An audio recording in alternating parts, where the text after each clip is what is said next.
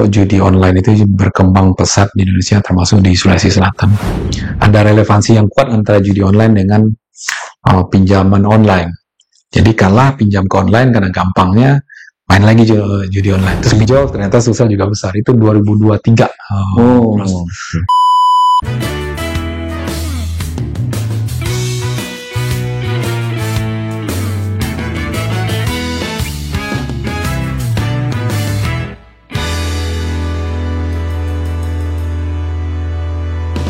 Baik, Assalamualaikum warahmatullahi wabarakatuh. Selamat sore, salam sejahtera untuk kita semua. Pada episode kali ini, kembali Hasnawi Haris Perspektif akan menyuguhkan satu topik yang sangat menarik. Satu topik yang beberapa waktu yang lalu viral dan dampaknya kemana-mana. Topik itu adalah judi online. Dan Alhamdulillah hari ini saya kedatangan tamu istimewa, narasumber yang hebat, yang tentu saja secara kapasitas, secara personal, beliau bisa menjawab pertanyaan-pertanyaan atau materi-materi yang terkait dengan judi online. Sehari-hari beliau adalah Deputi Perwakilan Bank Indonesia Sulawesi Selatan, Pak Riki Satria. Assalamualaikum Pak Riki. Waalaikumsalam. Waduh, terima kasih banyak ini Pak Riki. Setelah beberapa waktu yang lalu kita komunikasi dan saya minta waktunya karena kita pandang bahwa edukasi tentang judi online ke masyarakat termasuk di sosial itu sangat urgent, sangat penting. Pak Riki, kalau kita lihat data yang ada, ternyata judi online ini semakin marak di negara kita, termasuk di Sulawesi Selatan. Kira-kira apa penyebabnya ini, Pak Riki? Iya. Kasih Prof, pertanyaannya basic nih Prof, dan mendasar. Iya. Kenapa ini marak di Indonesia? Ada berapa faktor? At least itu ada 3 kalau yang saya lihat ya. Yang pertama adalah kita tuh terpapar dengan digitalisasi. Itu sebuah keniscayaan, dan itu melalui smartphone. Apalagi Indonesia juga pengguna internet yang cukup aktif lah. Yang kedua adalah generasi produktif kita tuh besar, terutama milenial, generasi Z, yang semuanya ya market dari sosial media,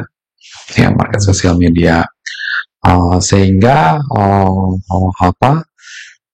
membuat informasi-informasi tentang sesuatu yang menarik itu muncul, disukain, atau FOMO lah. Nah, yang ketiga, kapabilitas kita di masalah digital, ini literasi digital itu masih cukup belum memadai, Prof. Termasuk di dalamnya juga literasi keuangan. Nah, inilah faktor-faktor utama yang menyebabkan kenapa judi online itu marak. Nah, aspek lainnya yang membantu itu adalah membuat judi online ini sebetulnya nggak besar modalnya. Sepanjang punya kapabilitas bikin program, ada modal, terkoneksi, terus punya modal untuk campaign menggunakan sosmed, cepatlah sampainya kemana-mana. Nah, ini yang fenomena yang kami lihat, kok judi online itu berkembang pesat di Indonesia, termasuk di Sulawesi Selatan. Baik Pak Riki, tadi ada yang saya dengar Pak Riki sampaikan ini modalnya kecil. Tapi sebenarnya dari sudut pandang ekonomi, kira-kira dampak dari judi online ini yang mempengaruhi individu dan masyarakat itu seperti apa? Karena karena sifatnya judinya online, berarti kan membuat program, dibikin menarik. Jadi biasanya programmer tuh bisa buatlah dengan mudah lah kalau coding-coding ini dengan berapa penariknya, kemudian diperkuat dengan sosial media. Misalnya contoh, menang kalah dapat uang. Orang secara psikologi kan bilang mau menang main kalah, kita bisa dapat uang. Terus yang masyarakat pengen coba-coba untuk membuktikan. Nah, judi online ini karena online program dibuat, yang kedua bisa diatur menang kalahnya. Itu bisa diatur ya? Bisa diatur. Siapa yang menang, kalau yang pertama misalnya dimenangin, 2 kali misalnya dimenangin, habis itu kalah. Nah, tapi kalau di psikologi kita sebagai pemain masyarakat, wah, pernah menang, berarti benar. Ya kan? Terus kalah berharap menang lagi. Kalah terus berharap menang lagi. Itu yang dipaksa. Nah, karena pertama menang atau beberapa kali menang, kemudian tuh kalah, ekspektasi itu muncul di psikologi. Bakal menang lagi ya, mungkin yang berikut saya menang lagi, berikut menang lagi, itu menang lagi. Sementara secara finansial sudah nggak punya, ya kan? Biasanya untuk uang sekolah, untuk jajan, ya digunakanlah untuk judi online dengan berharap nanti bisa ketutup. Kan? Kemudian nggak ada punya uang, ya minta ke keluarga, ya dengan berbagai macam lah cara untuk dapat uang. Untuk membuat deposit untuk judi online, apa minjam ke teman atau ke keluarga. Kalau enggak ya jual barang, gadai barang. Kan gadai barang untuk ini. Kalau enggak yang terakhir ya pinjol. Ya, karena menariknya fenomenanya ada ya satu riset lah yang mengatakan ada relevansi yang kuat antara judi online dengan pinjaman online. Jadi kalah pinjam ke online karena gampangnya, main lagi judi online, terus pinjam lagi ke yang lain, atau mungkin ya gadai ke gadai ini kan. Nah ini kan merusak personal sama merusak keluarga. Kalau keluarga sampai dilibatkan. Nah, yang lebih parah kalau dia bekerja, ya mencuri uang perusahaan, menggadaikan aset perusahaan. Iya betul ya kan. Digunakan untuk judi online. Jadi merusak lah Prof, diri sendiri, ke keluarga, ke kantor, bahkan mungkin juga ke ekonomi. Harusnya spendingnya untuk yang produktif, sekarang spendingnya untuk yang konsumtif yang nggak terkontrol dan nggak terdata. Iya kan. Jadi ya walaupun mungkin jauh ya, tapi bisa memperbaiki ekonomi lokal. Baik Pak Riki, tadi ada juga yang saya dengar tadi itu, Pak Riki, ini judi ini kan menang kalah tetap ya tidak ada yang menang karena bisa diatur. Nah inilah yang mungkin menyebabkan orang kecanduan. Betul. Nah kira-kira bagaimana mengatasi orang atau masyarakat ini tidak kecanduan judi online ini, Pak Riki? Ini banyak faktor dan kolaborasi untuk menghentikan judi online ini. Bisa dari diri sendiri. Biasanya kalau tipsnya kalau orang udah kecanduan tuh sudah bisa mengaku saya itu kalah. Jadi mengurangi di psikologi aspeknya itu, mindset itu adalah nanti saya dapat lagi deh, saya menang lagi deh, saya menang lagi, itu yang sulit. Yang kedua, keluarga ini berperan. Keluarga. Jadi kalau orang tua melihat ada kelakuan perubahan kelakuan dari anak, tiba-tiba isolate, mungkin malu karena banyak minjem uang di luar, atau tiba-tiba minta uang di luar kebiasaan, belanja misalnya jumlah tertentu biasanya seminggu sekian, tiba-tiba naik. Nah, terus mungkin emosi menjadi lebih emosional. Anak-anak ini itu di keluarga. Sementara kita dari sisi pemerintah tuh membuat satuan satgas khusus memberantas judi daring ini, ya. Nah, kayaknya hampir 18 lembaga terlibat. Nah, BI di dalamnya ikut sebagai yang pencegahan. Lebih banyak di pencegahan, konteksnya itu banyak edukasi. Di ranahnya BI termasuk mengawasin pelaku di sistem pembayaran. Sementara untuk pemberantasannya atau sisi hukumnya lebih banyak mungkin di-lead oleh kepolisian. Jadi semua ini bergerak. Nah, yang BI lakukan adalah ya mengajak semua elemen masyarakat. Karena kalau BI sendiri juga kapan kelarnya? Apalagi masyarakat sosial itu 9,4 juta. Kapan bisa kelarnya? Itu kan apalagi kalau teknologi berubah terus, ditutup ini satu, judi online-nya muncul dengan untuk metode lain, ya, dengan cara yang lain. Gitu. Jadi kita bisa mengajak termasuk guru-guru, guru-guru mengingatkan siswanya setiap awal sekolah, atau mengajak khatib, guru agama, atau khotbah di masjid-masjid, atau ibu-ibu PKK, ya sesama ibu PKK sharing, atau badan majelis taklim yang sering mengadakan pengajian-pengajian, para ustadz bisa di situ. Jadi semuanya terlibat lah elemen masyarakat ini mencegah. Karena memang paling banyak itu memang generasi muda yang umur di 30 tahun. Prof. Itu penting. Karena pelajar dan mahasiswa tuh masuk betul. Di rank atas lah. Betul. Main judi online ini. Baik Pak Riki, saya ingin lebih menukik ke pertanyaan ini peran strategis dari Bank Sentral Bank Indonesia. Tadi ada beberapa aktivitas yang dilakukan, tapi sebenarnya kalau kita mau potret fungsi dari Bank Indonesia sebagai bank sentral dalam menekan transaksi judi online itu seperti apa, Pak? Jadi, ya pertama-tama di Bank Sentral kita keluar dari regulasi. Ya, jadi ada di regulasi itu kegiatan tertentu itu memang kita larang. Ya. Termasuk penyediaan sarana pembayaran itu ke sektor-sektor yang dilarang, seperti pornografi, yang berbahan kimia yang perlu izin ke pemerintah, judi online, nah itu kita larang. Itu ada di regulasi. Jadi setelah regulasi ini diimplementasikan, kemudian pengawasannya. Jadi pengawasan reguler maupun insidental yang kita lakukan. Nah, bank-bank itu memang kita minta kalau mau penyediaan sarana pembayaran ada yang namanya KYC. Nah, KYC itu harus didalamin, benar nggak? Jangan hanya pendaftaran, tapi juga diverifikasi. Nah, kalau sudah verifikasi, sudah berjalan transaksinya, dia harus bisa monitor. Ada yang aneh nggak transaksinya tuh? Kalau ada aneh ya segera di hold untuk dilakukan investigasi lebih dalam, namanya enhanced due diligence. Sampai kalau memang ketemu itu di frozen, dilaporkan ke polisi. Itu yang kita lakukan dalam konteks di sisi industrinya. Sementara di sisi masyarakat, kita itu lakukan edukasi, sosialisasi, termasuk yang hari ini. Itu kita lakukan.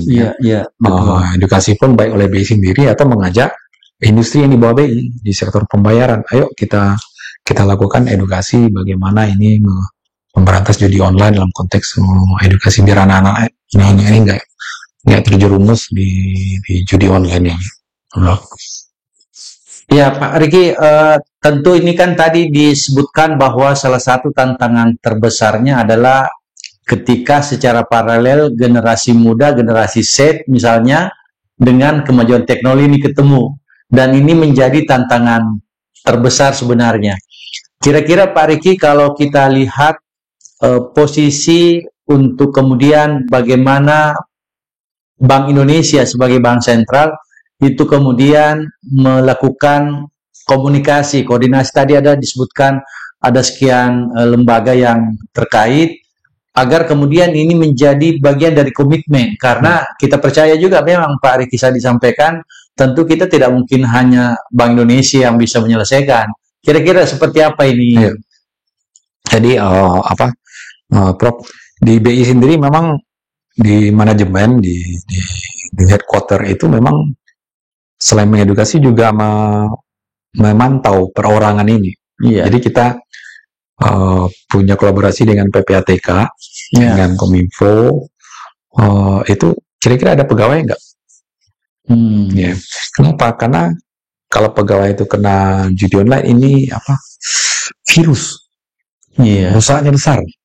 Karena dia bisa mempengaruhi teman-teman sekitar, juga mempengaruhi fokus dia untuk bekerja.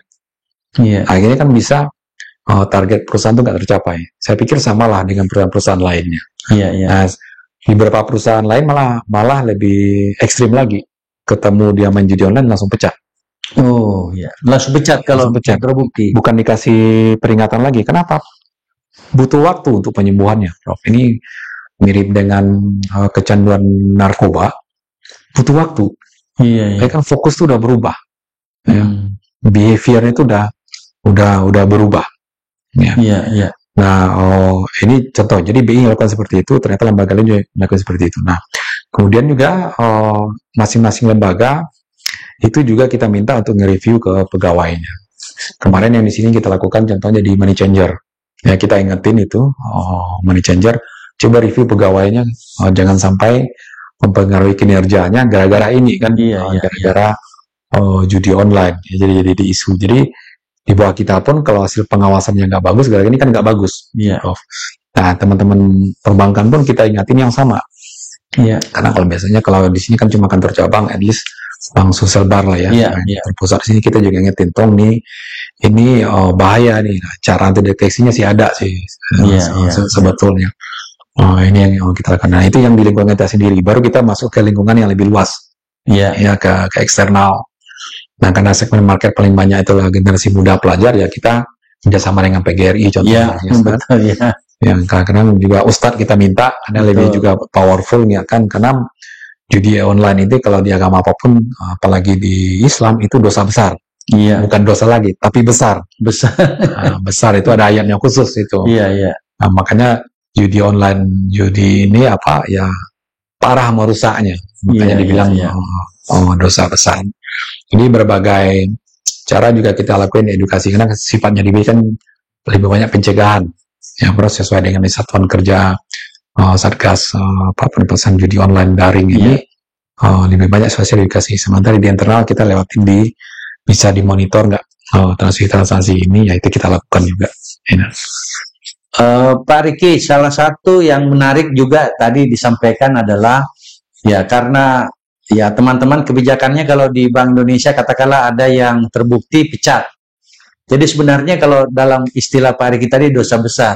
Kalau dalam lapangan hukum ini sebenarnya kategori judi online itu adalah extraordinary crime. Gitu. Artinya kejahatan luar biasa.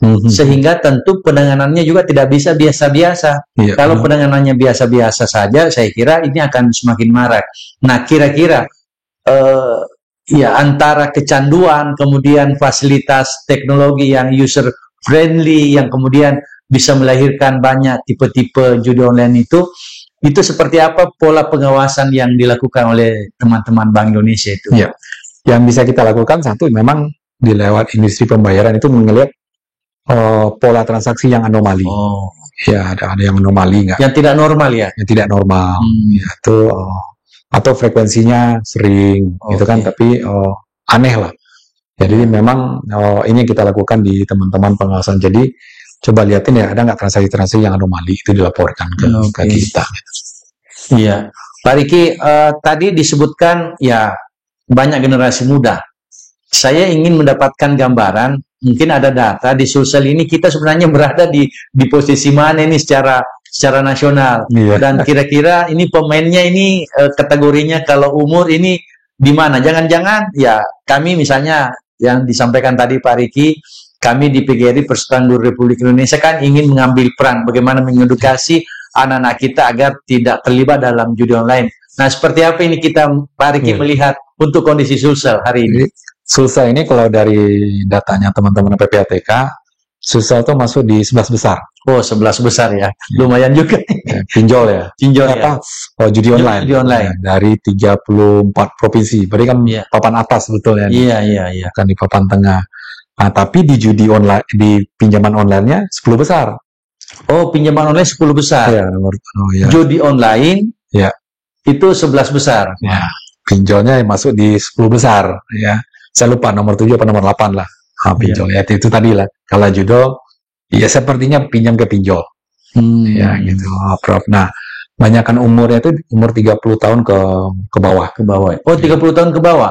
Bukan 30 tahun ke atas ya? Justru ke bawah? Ke bawah, 30 ke bawah. Jadi, masuk top 5-nya itu pelajar dan mahasiswa. Itu ada di top 5 itu. Selain juga ada pegawai swasta. Antara di top 5 ini ya. Tapi kan yang kalau pegawai swasta kan orang udah punya penghasilan sendiri nih. Prof. Tapi kalau generasi muda ini parah kalau dia kena, kan, karena dia itu masa depan. Masa depan keluarga, masa depan bangsa ini. Kan. Jadi inilah makanya perlu kita ingatin anak-anak murid kita. Bahkan ada yang menemukan anak-anak SD, TK pun ada yang main. Karena sekarang kita lihat agak tipis antara game online, game online sama judi online. Tipis di 11-12 ceritanya 11. ini. Waduh. Lain pasal kalau gamesnya tuh yang pakai strategi, mainnya pakai kelompok, ya nah itu beda. Tapi kalau games yang individu menang kalau dapat kadang dapat koin, dapat pulsa atau mungkin transfer uangnya itu udah mulai. Makanya memang harus dari dini, sejak dini dah dari anak tuh dikasih smartphone, orang tua wajib memonitor lah. Parental guiding tuh penting. Contoh di film kan ada tuh parental guiding, nah itu coba dilihat ya. Karena sekarang kan dikasih smartphone. Iya betul. Kecil kan. Terus udah bisa milih games. Dicariin games. Dan yang perlu di monitor ya, disikasi. Dan makanya di Sulsel ini kami gencar gara-gara itu. Dikasih tahu oleh PPATK, ini loh faktanya. Kami lihat datanya OJK di per provinsi pinjol ternyata Sulsel juga besar. Itu 2023. Atau 2024 udah mungkin meningkat lagi tuh seperti apa, karena memang perlu penggencaran lah gitu. Kan kita baru edukasi PGRI baru kemarin. Iya betul, baru mau diedukasi lagi. Jadi ya kalau bisa sih guru-guru rutin lah edukasi terutama SMP, SMA, mahasiswa ya yang pegang smartphone. Iya betul. Pak Riki, ini kan kelihatannya ada hubungan signifikan antara judi online dengan pinjam online tadi disebutkan seperti itu, dan memang harus kita hati-hati kalau ada orang yang sudah frekuensi pinjaman online-nya tinggi, jangan-jangan itu dipakai untuk judi online gitu ya. Nah, kira-kira menurut Pak Riki apa yang harus kita lakukan? Karena kan begini Pak Riki, itu kan situs atau penyedia jasa judi online kan ada enggak fungsinya Bank Indonesia kemudian atau APH yang lain untuk memblokir situs itu supaya tidak jalan? Jadi kalau yang di situs-situs dan IP address itu lebih banyak ranahnya di Kominfo. Komdigi ya betul. Karena dia yang punya kapabilitas dan wewenang di situ. Oke. Nah, sesuai dengan fungsinya memang BI cuma disifat pencegahan, banyak kan sosialisasi lah ya. Kalau ada ranah-ranah penegakan seperti ini menutup itu memang banyak kan di Komdigi. Komdigi. Itu dilakukan, Prof. Tapi kita berkolaborasi. Kalau ketemu ini situsnya, ketemu di situ kemana mereka setor, laporkan ke BI kalau yang di e-wallet atau ke OJK kalau itu bank, untuk minta rekeningnya di frozen, ditutup. Gitu. Oke, Pak Riki, terakhir ya, saya ingin mendapatkan gambaran kira-kira apa pesan yang bisa disampaikan Pak Riki kepada masyarakat, kepada sahabat perspektif yang lain, bahwa dalam rangka kita menekan terjadinya judi online, apa kira-kira pesan yang Pak Riki mau sampaikan? Jadi, digital itu kan ada dua nih, Prof. Bisa satu membawa manfaat, satu membawa mudarat. Nah, kita tadi udah banyak cerita yang membawa mudaratnya. Sebenarnya kita bisa bawa digitalisasi itu bisa membawa manfaat. Nah, jangan sampai smartphone kita itu digunakan untuk yang cuma baca informasi, hoax, main games, judi online. Betul. Nah, kita bisa memperbaiki kualitas hidup maupun keluarga kita. Ya, kita gunakanlah untuk misalnya berinvestasi. Belajar investasi macam-macam lah. Jangan juga investasi yang bodong. Investasi kita bisa beli surat utang negara. Betul. Kita bisa beli emas secara digital, kita bisa nyimpan uang di deposito, kita bisa beli asuransi untuk memproteksi kita. Nah, selain itu aplikasi dan smartphone ini bisa membantu kita untuk memonitor behavior pola keuangannya kita. Kita bisa cek lah bulan lalu apa kita terlalu banyak main games, dalam konteks beli pulsa, beli koin untuk games atau banyak belanja atau banyak menyimpan atau banyak investasi. Nah, itu kita bisa manfaatkan. Nah, ini juga bisa membantu keluarga. kalau kita punya smartphone, jangan hanya dipakai untuk games tadi, bisa pikir itu usaha. Ya, lebih baik gunakan usaha, bikin ya produk online kan bisa jualan itu dari rumah, atau mungkin nggak punya produk, menjadi semacam penjembatan produk tertentu kita bantu jualkan, bisa dapat fee. Ya, atau menjadi konten kreator untuk hal yang positif, jadi bisa menghasilkan uang instead of pengen cepat kaya dengan judi online atau investasi bodong. Karena kayaknya di dunia ini nggak ada yang instan dapat uang ya. Dapat uang. Iya. Event itu warisan, tapi kan orang tua bekerja sebelumnya. Sebelum apapun tampanting untuk dapat kekayaan. Iya. Jadi jalanlah dengan jalan yang benar-benar ya. Kelola uang, berusaha, digitalisasi, bisa berinovasi ya, bisa bikin macam-macam lah ya. Mengalihkan perhatian, jangan main cepat kaya gitu. Ya. Kalau memang pengen adiktif main games, ya main gamesnya tuh yang memang pakai strategi. Iya. Itu ada kompetisinya malah. Ya, biasanya berkelompok ya game yang pakai strategi itu malah juga lebih bagus daripada cuma main pencet tunggu menang itu. Itu merusak. Jadi kalau saya sih nyaranin generasi muda, ya ayo gunakan digitalisasi smartphone-nya untuk sesuatu yang positif lah ya. Karena itu membantu kita lebih baik ke depan, khususnya masa depan ya, masa depan kita yang lebih baik. Karena kalau udah terjerat pada judi online, ini dampak psikologisnya luar biasa, panjang proses untuk penyembuhannya, kita kehilangan waktu untuk menjadi generasi yang produktif ya bro.